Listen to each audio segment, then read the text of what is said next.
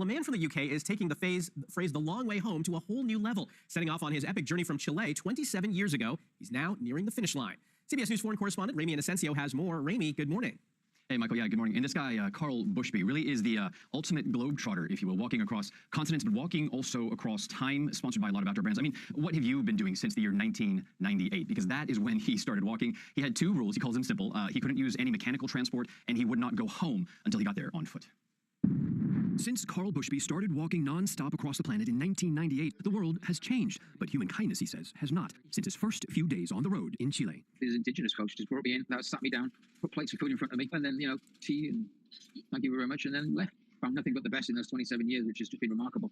In that time, Bushby has walked about 30,000 miles. From the age of 29, he's marked a generation of birthdays on the road and turned 56 this year, traversing up the Americas, across the U.S. to Russia, then Asia, and now Europe.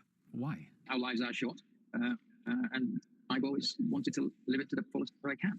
Bushby has lived more than most of us might ever dare. One of the scariest things happened early on. In 2000, he crossed the dangerous Darien Gap, the only way to pass from South to Central America. Through the middle of a war zone, and there's a whole layer above that of cartels and drug plantations, and then really, really tough jungle. He later traversed the Bering Strait from Alaska to Siberia, becoming the first Brit to do so, and had a run-in with a polar bear.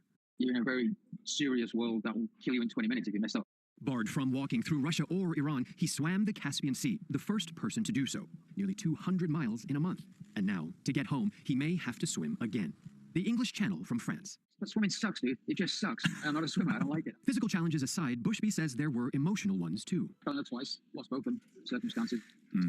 It's just hard to do that on the road like this. Was there ever a time with family or close friends where you thought, you know what, I gotta go back? So it was understood that if any of them died, I wouldn't be there at their funeral. Simple as that. Technological adaptations were needed as well. In 2013, he bought his first touchscreen device. In the early days, you are pretty isolated. Now you couldn't hide if you tried. Yeah, back on the road. Karl started his TikTok just this summer and has more than 350,000 followers as he hits his home stretch. How does it feel? Uncomfortable.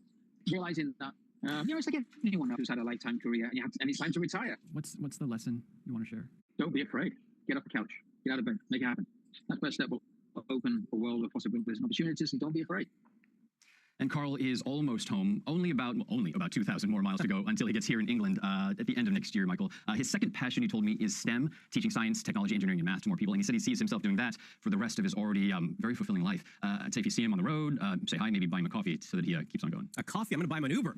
Ramy Inocencio, really inspirational story. Thanks for that.